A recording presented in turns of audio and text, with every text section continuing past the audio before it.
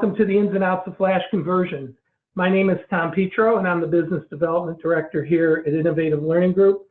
I'm usually involved on the front end of helping clients with their needs and initiating projects, many of which include e-learning. Our next presenter is our Senior Director of Technology and Visual Design, Matt Curtin. Matt provides leadership for our ILG programmers and graphic designers, and he's also our thought leader on all things that are tech-based as it relates to learning and performance support. Matt has more than 20 years of experience in e-learning and development and brings the latest advances in digital capability to practical applications in learning. And that includes augmented and virtual reality. And he happens to know a lot about what we're talking about today. So welcome, Matt. Thank you, Tom. And we also have Walter Schirmacher. Walter is a programmer and media developer at ILG. And he, along with Matt, have been working on most ILG's Flash conversion projects, and he brings a lot of firsthand experience to our session, particularly around the tools and so forth. Welcome, Walter. Thank you, Tom. Well, all right, well, let's get started. First, we'll start with a little background on us. We are located in Troy, Michigan. We are excited that we're celebrating our 15th anniversary this year in March. We are owned, and our CEO is Lisa Tunnegas. She is a certified performance technologist, and she's endorsed by ISPI. And we're also a certified women's business enterprise, which is important to some companies who are looking for a diversity in suppliers. What we're all about and what we really care about is helping businesses achieve their goals through the performance of their people. So for us, it's always about performance first, and everything we do is geared towards that. We work with a diverse group of companies that are located all over the country, some of whom serve their audiences globally. Some of these companies are joining this webcast today, so you might recognize your logo. During the 15 years of business, we've worked with more than 160 clients across 35 industries, with more than half of those being outside of Michigan. And the topic of today is about e-learning, and it's something we have a lot of experience with. Ever since we opened our doors 15 years ago, up until today, we have done nearly 1,000 projects, e-learning projects, which includes literally thousands of courses. And while we develop blended learning solutions, in recent years, any of the solution sets that we develop, 3/4 of all of our solutions are developed in e-learning. And, you know, we use the popular authoring tools that are available today, like Storyline and Captivate. But in years past, some of the e-learning we developed was, frankly, was done with Flash, as it was for so many of e-learning developers and you folks on the phone. So that brings us to what we're going to talk about today. And that is Adobe Flash is going to be going away. And what that means is it's going to impact anything that's been done in Flash, including e-learning, video, audio, websites, performance support tools, anything that was developed in Flash. So if you're in possession of courseware or elements built in Flash, I think you're going to find this webinar useful. We know that functionality is already going away this year, and that by the end of 2020, it will be gone. So this is a good place to start and think about what you're going to do. So our agenda today is, first, we're going to start off with an ILG Flash conversion project story, one that we're in the midst of right now. We're going to look at the questions that you need to consider before proceeding with the conversion project. And lastly, we'll take you through a process ILG uses for our conversion projects. So we want to begin with a story about a conversion project that we're in the process of doing right now. This project happens to be with a nonprofit association that provides certification for a group of professionals working in a hospital setting. And this association provides educational offerings to the healthcare community in the form of conferences, publications, and learning. And their key offering that generates considerable revenue for their organization is a fairly large library of e-learning modules. Now, these modules contain highly technical, complex subject matter. And in total, they have 34 modules in their library, But as you can see, those 34 modules are made up of 10,000 screens. So just to give you an idea, each module has about 275 screens. So sometimes we think of modules as smaller components within a course that might be 30 minutes or 60 minutes, but this is multiple hours of e-learning. Now, these courses they've been offering for years. Some have been modified, some they've modified along the way, and some are continually being revised. But what's interesting about these courses is, from my point of view, they are very instructionally and visually rich. They have a great degree of complexity. They're highly interactive. They have case studies that require decision making. They use photos, animations, video, graphics, charts, references. Honestly, this is some of the best e-learning that I've ever seen. And most importantly, they were completely developed in Flash. Okay, so it was important for our client to convert them, and you can imagine that they had a lot to consider in this process.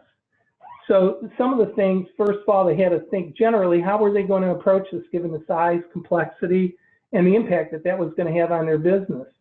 They had to think about, is this the time to consider updating the content?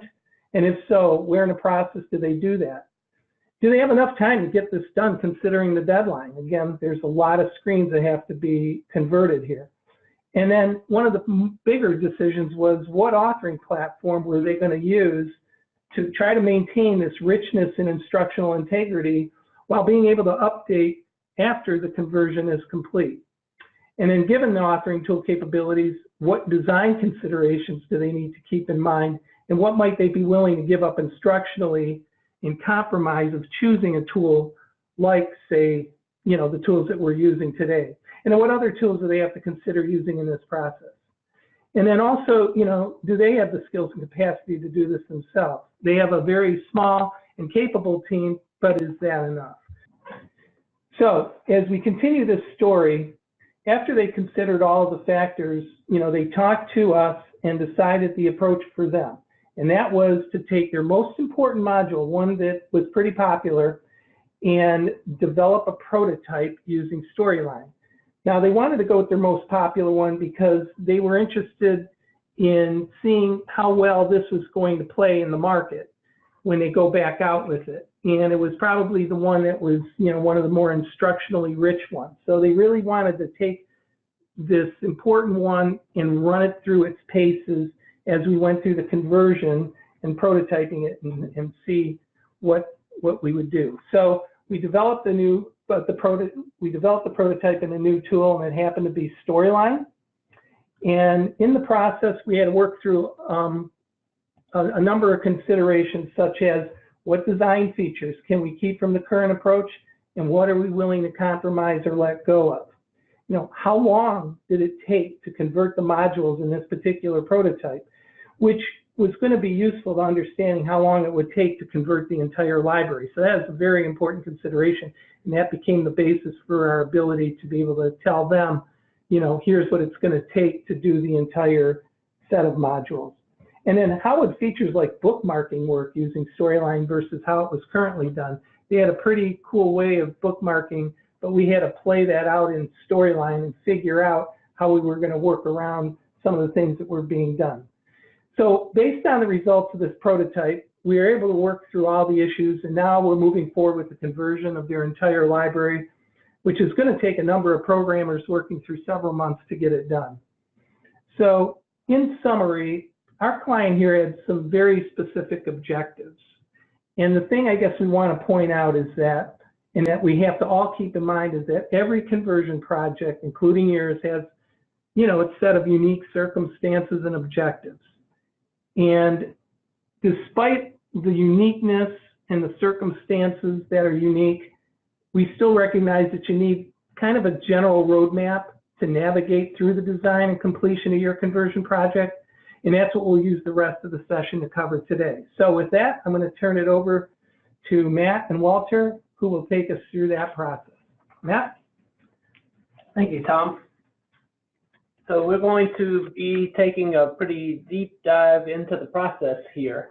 But before we delve right deep down into the process, I want to focus just at first just on the major things that might happen during the process. And when I say might happen, it's because depending upon some of the decisions that we make as we go, some of these outcomes we may never encounter as we're working through. So if we start in the middle of the graphic here with the courses affected by Flash, we might determine, as is shown in the upper left box, that we just need to convert from Flash to HTML, essentially a one-for-one conversion, and keep things as they are. We might also do a convert and update, as is shown in the box below that. Whether we take one of these or the other, we're going to need to think about things about what tool are we going to use to convert, what skill level is required. Is it going to be able to be done by an instructional designer, or are we going to need a programmer who knows HTML5 and has a lot of programming experience? The real difference between the convert and update is in convert and update, probably as we're working on this course, we've opened it up to do the conversion. The stakeholder says, well, you got it opened up to work on it anyway, so why don't we get some stuff that's out of date here, updated, a couple of things adjusted. That's convert and update. Then the question is, how does convert and update differ from redesign? And the way that we make a distinction between convert and update and redesign is convert and update is just content changes, but it's the same learning objectives. If it's been a while since the course has been updated and we need to go back and figure out if any of the learning objectives have changed, when we start looking at big structural changes to the course, we might find out that some of the learning objectives aren't really well supported by e-learning, and we might turn it from an e-learning only into a blended solution if there are new learning objectives. Or we might look at it and change it into an e-learning, but moving some of the content out into performance support, if it makes sense to be used in the flow of work instead of in the formal training part. If we're in that redesign phase, we really need to step away, and for parts that are new, it's more or less like a regular course design and development project for us. But the parts that remain in e-learning continue through the rest of the process, whatever parts haven't gone through redesign, or the result of the redesign is that they're the same. And then that leaves in the upper right here the delete box. So the delete process would be, we went in to look at the course, it was in Flash, so we can't use it anymore, but now we figured out that this content isn't relative enough that it's worth doing an update, so we just skip doing it. Now, given all these different choices and all the sub-steps, it could be difficult to even determine where to start. And so we put together what we think is the best order for asking these questions. But of course, depending on the circumstances of the project or the conversion, it could be customized for the specific situation. So we think probably the best question to ask first is the course still relevant? Because if it isn't, that part is just at a dead end, we're not converting it. Now, there might be a variation on this, that some parts of the course aren't relevant and we need to drop those, and some parts still are, and then we can continue through our process with the parts that are relevant. So let's say that we've determined that yes, the course is still relevant. This is when we're going to ask the question of, are the learning objectives staying the same? If not, we're going to leave the process, redesign the section, come in and continue through from this point. Now, let's assume that we've got content which used to use Flash. It's still relevant. It doesn't need to be redesigned. This is where we may really reach a major milestone in deciding what to do next. This is the point in our traffic circle on how to convert, where we could look at current tool, new version, or new tool. And those options really make a big difference. And it's no accident in our graphic here that the current tool has the shortest length road and the new tool has the longest length road, because the length of the paths there are indicating the relative level of effort to do the conversion via that type of approach. So you might wonder, why don't we always take the shortest path and use the current tool? We're going to come back to this in a minute, because the choice about how to convert and the ramifications of this choice are really where most of the detail is. So for now, let's assume that we've converted using one of these three approaches, and we proceed through in our process to our content updates needed. And again, those are the less significant, not structural, but just some updates to the content. So if we've converted, we reach the end, then either we do some updates and we're done, or we're already done.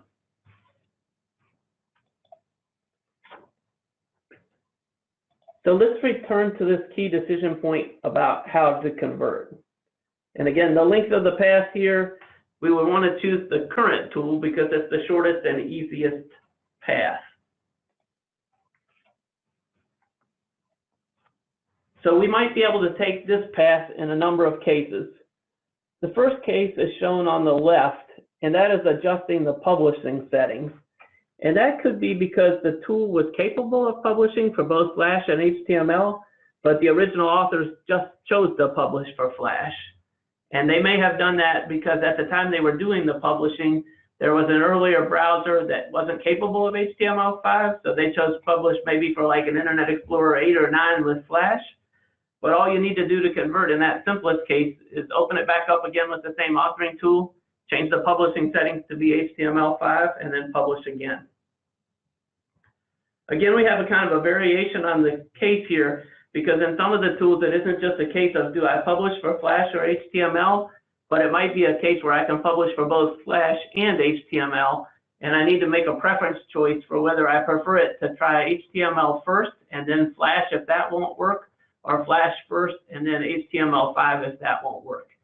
And what's interesting here is that over time, the order that you might want to choose those has gradually changed from Flash HTML to HTML Flash, and it becomes significant because what we're finding is in some of the newer browsers where it might check if Flash should be able to be used first, it doesn't always work 100% right. That the browser may return that it can support Flash, but the next step, something in the settings from IP blocks Flash from running anyway. So in those cases where you really definitely want it to be HTML, adjusting to be HTML first may be more reliable.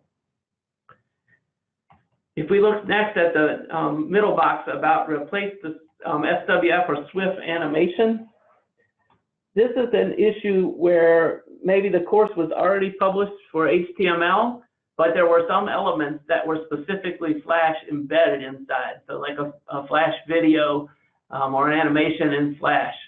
And so it may be that if you just looked at the publisher and you saw there was Flash in it, you think I need to convert the whole course, but there might be the course is mostly right and just some elements need to be converted. And that's really a special case on the far right to see if the issue is caused by tool composition. And tool composition essentially just means not only for animations, but for whatever purpose, using one tool inside of another. So a common example would be if you're teaching something that has software simulations in it, it could be your whole course was in one authoring tool, but the software simulations were developed in Captivate and embedded in. And so it could be then you need to work on getting those simulations converted from Flash to HTML and put them back in, and the overarching course is okay. So the most significant thing here, the key point to take away, is that we don't want to make the mistake of automatically assuming that the whole course needs to move to a new version or a new tool until we check to see if we could get by with making adjustments in the current tool. So now we're going to move forward to the case where we've checked all of this and we determined that for some reason we can't use the current tool, which the most likely reason would be the current tool isn't capable of delivering as HTML5. So then we move to let's try a new version of that tool if possible. And we should always try to check this before we move to the new tool altogether. So a good example here would be if we take a course developed maybe in Storyline 1, which actually did have support for HTML5, but only for the newest version of Chrome at the time it was released and not in any other browsers, then we could not really get it to work in HTML5 across more browsers now in Storyline 1, but we could upgrade it to Storyline 2 or Storyline 360 and publish again and then get it to work in HTML5 without Flash. Now, it's an interesting question about if it were in Storyline 1, should we go to Storyline 2 or should we go to 360? And what we need to do is get in the new tool, adjust the publish settings for HTML5, and look for new issues. And when I'm saying there, check for new issues, that means what were the differences between Storyline 1 and Storyline 2? Things like forced navigation work differently, or menus work differently, or responsive design player worked differently. So if you had instructions that said click the next button in the lower right, in the new published version, it might not always be in the lower right, it might be somewhere else, so you have to change your instructions. So what happens here is that the more versions you move up, the more things that might have changed from the version you started from, so the more you might need to correct to get it all working again properly. That's the cons of moving multiple versions. But the pros of moving to multiple versions up to the latest version is the additional longevity you're going to get from more browser support and more updates. So like the longer it's going to be before you have to come on in and update it again. And an important thing to think about here is the primary focus today is all the updates that we're making because Flash is going away. But you have to keep in mind that while that's the focus right now, and a little bit later, the browsers are going to make some other changes about how things work, and older browsers won't be compatible with the tool for other reasons. Example of this has been where browsers have been making adjustments so audio can't play automatically when a page first loads until somebody clicks something on the page. So getting to the latest version of the tool can help quite a bit to make things keep going on for any reasons why a course might not work. And that point about getting to the latest version might be one reason that at some points you might choose to go to a new version of the tool, even though a current version of the tool could work. So a bit more work, but a bit more payoff in the end. After we look at these factors, if we determine the case that the current tool won't work and a new version won't work, so to take the example, like you mentioned before, Tom, that the original course was developed in Flash, then you won't be able to just go to a new version and publish like you can in a Storyline or Captivate type tool. So if we encounter that case where a current tool won't work, a new version of that tool won't work, and we have to go to a new tool, this is the most complex case. So lots and lots to think about here. So I'm going to turn it over to Walter to discuss this case. And before Walter starts, I'd just like to encourage you folks on the line, if some of you came in late and might have not heard it, use the chat feature to send in your questions. We've got a couple questions up here, but I'd like to see a lot more. Matt just covered a lot of information, so I'm assuming there might be questions around that. Okay, Walter. All right, thanks, Matt. Thanks, Tom. So in the, you've decided you need a new tool. So there are a number of questions you're going to have to ask yourself and inquire about in order to move forward with that. So when choosing a new tool, you need to determine the requirements to ensure that you select the correct tool. You need to find out what browsers and operating systems you're supporting. Are you looking at targeting Windows 10, Windows 8, Mac OS, Linux, Android 8 or 9, or iOS 11, 12, or beyond? Do you need to support mobile? And if so, what mobile devices are you supporting? Phones and tablets, Android and or iPhones? Next, look over the available tools and determine what tool best fits your needs and supports your requirements.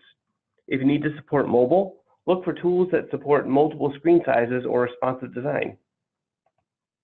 And if you need help, you can always use the ILG Selecting the Right E-Learning Authoring Tool job aid, seen here.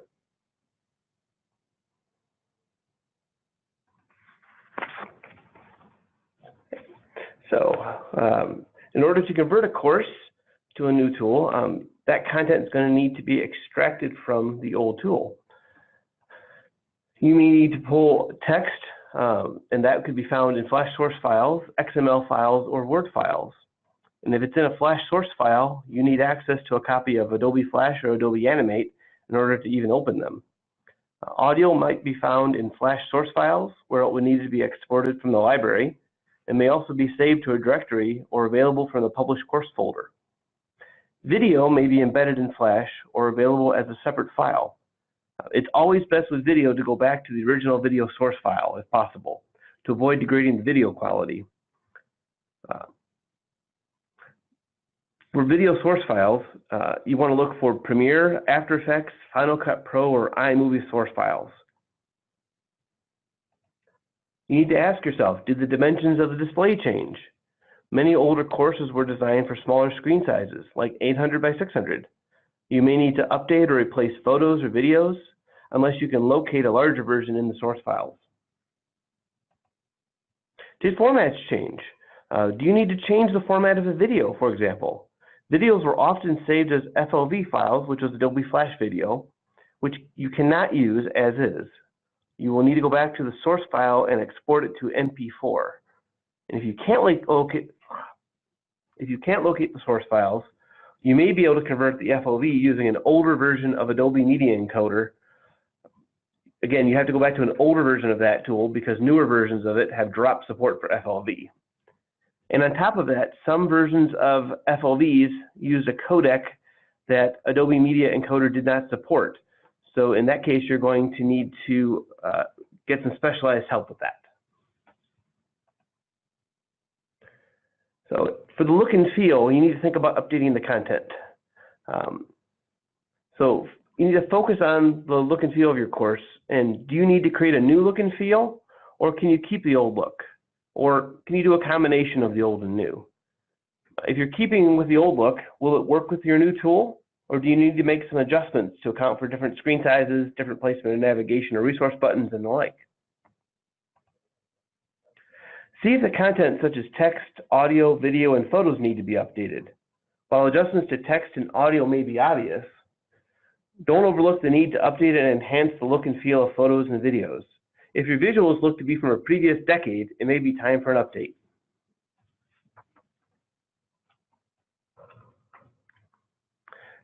Interactions may need to be updated as well.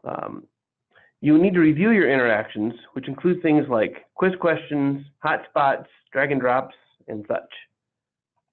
Check if the new tool supports the interactions you had used, and if it does support them, do the interactions still work the same, or do you need to make any changes? Drag and drops are classic like this. Sometimes it'll support drag and drops, but the way they were set up, it's not the same anymore.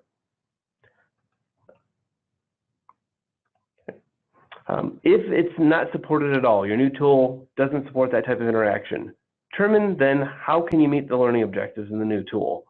Is there a different type of interaction available that would meet this need?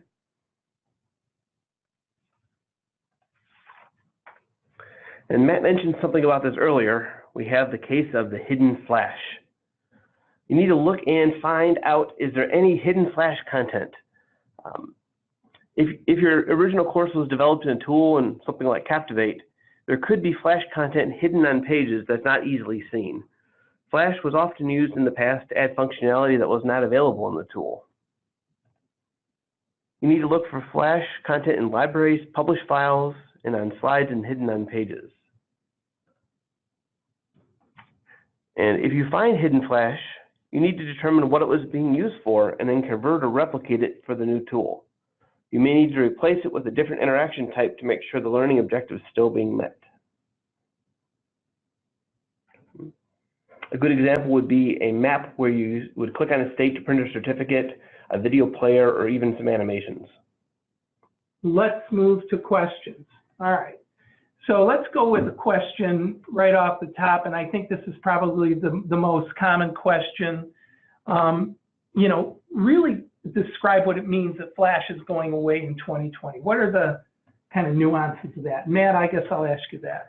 Sure, and I was following along in the chat here, and I saw one of the questions specifically was, is it going away at the beginning of 2020 or the end of 2020?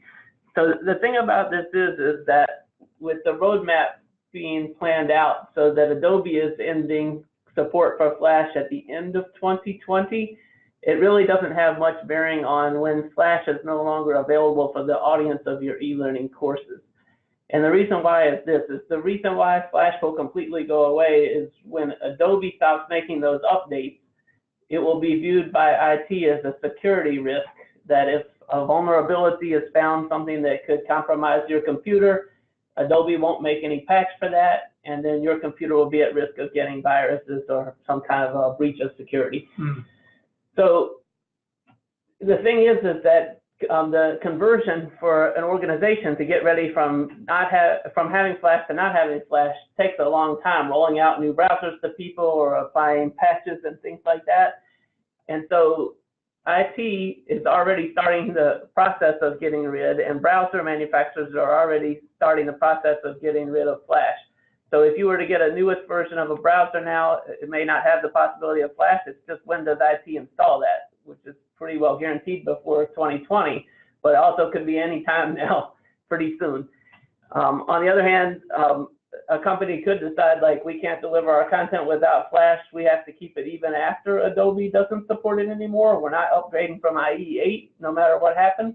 To me, that seems the much less likely rather than the more likely, because I would say in a large organization, and IT is going to be fairly focused on security, that as the updates come from the browsers to make it harder to use Flash, and as IT looks to protect the organization from a security standpoint, could be very well in 2019 rather than 2020. It's whenever IT pulls the switch to turn over your organization to having no Flash. So bottom line is, IT is kind of in control, and with the technology as it always is, and that's the thing that could highly affect you. Another question, I guess it says, are engage I'm sorry. Okay, so there was a question, I think maybe this is when you were talking, Walter, about, you talked a little about browser issues with it, but you kind of went through it fast. Does that sound familiar to you? So actually that was me, Tom, and that was talking about how if you tell it to choose Flash first or HTML first, what would happen if you published for Flash and you got to a browser that didn't use Flash. So again, depending on the version of the tool you're using and the tool, in some tools, like an earlier version of Storyline, you get no preference. In Storyline 2, it automatically tried for Flash first and then HTML5 if Flash wasn't available. In Storyline 360, you can choose whether it tries one or the other first. But the issue that I would expect to see if you don't have Flash and the only publishing setting is for Flash, you would get to a thing that says go download Flash Player, and then you can't download Flash Player, not allowed to download Flash Player or blocked from doing it.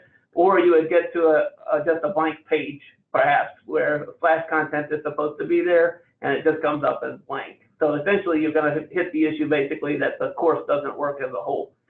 If we had the case of the tool composition, where most of the course was HTML, and all of a sudden one page was Flash, essentially the same thing would happen at that point. You would either get something saying you need to download Flash Player and you would no longer be allowed to do so, or you would just get like a broken link or a blank page when you come to that section of the course.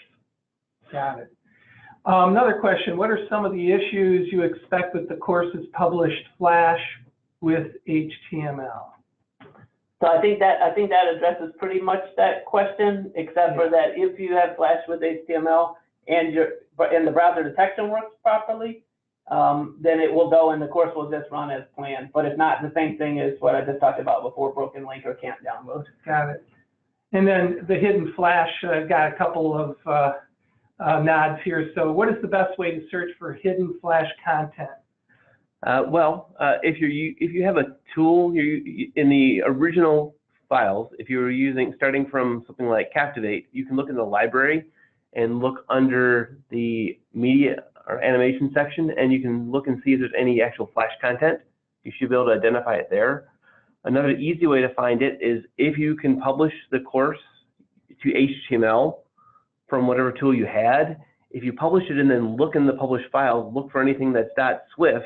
If you still find those, you may have some Flash content in there. And look for .swift and like also .flv for Flash video, right? Yep, that's correct. Another good way to find out if you have any hidden Flash is if you can't find it, but you're sure there's some in there, is actually turn Flash Player off totally, or use a site like Browser Stack and make sure you use a browser that does not have Flash in it. Go through your course in that browser and see what's missing. If you're sure you have some Flash, or you want to make sure if everything works, then there probably wasn't any Flash. But if you say, hey, where did my map interaction go, or how come there's no audio, that might have been supported by Flash. Then you can go back and search for those particular elements, so that'll help you narrow in on what might have been Flash. I have a tip here too that made me think of, Walter. We had in discussions with our clients before, they had a concern that right now it's easier to make the new version of the course in HTML5 or test that the new version of the course in HTML5 is working while they can still also go back and look at the old version and Flash. And they had the concern when our IT organization blocks Flash, we'll never be able to go back and look at the old version for comparison. So what they're doing right now is making some videos or taking screenshots and exports of the old course, so that if Flash is disabled, they'll at least have something to go back to compare, instead of only source files and no published version to compare against. That's not a bad idea. Here's a specific question. Are Engage interactions from older versions of Articulate in Flash format? So the answer to that is yes, and older versions of Articulate presenters, the Engage interactions would be in Flash format. As was GridMaker. Great. And here's a quick, what are some tools that support HTML5? So good tools you can use that are very supportive of HTML5 would be the latest version of Captivate, which is 2019, Storyline 360. We also have Adapt. The Adapt framework is totally HTML5. Got it. And also Lectora supports HTML5, and in fact it has the longest history of supporting HTML5 out of any of the tools mentioned there. However, the ability to program interactivity and bullet syncs with audio and things, you may get more flexibility in some of the more recent later tools, the latest version of Storyline, latest version of Captivate. We have some clients who are dependent on mobile devices to deliver their learning. Is Flash going way faster on mobile devices than it is on laptops? So it depends, Tom, on the mobile device you're talking about. So if you think about iOS, it came out and there was no support for Flash from the get-go, so it never had Flash. But then if you consider a tablet like a Surface tablet, it runs the same Windows as a laptop, so Flash is going to go the same way on that at the same time on that mobile device as it does on laptop. Well, okay. We want to thank you again for those of you who joined us today. Our contact information is on the screen here, and we invite you to continue to reach out to us with any questions, thoughts, or further comments. ILG and both Walter and Matt are on Twitter, and the handles are listed on the screen. So we encourage you to follow us there. We also have a LinkedIn group called Friends of Innovative Learning Group, and we encourage you to join and post discussion items there as well if you haven't already. We want to wish you the best today. Stay warm, and thank you for joining us. Take care. Bye-bye.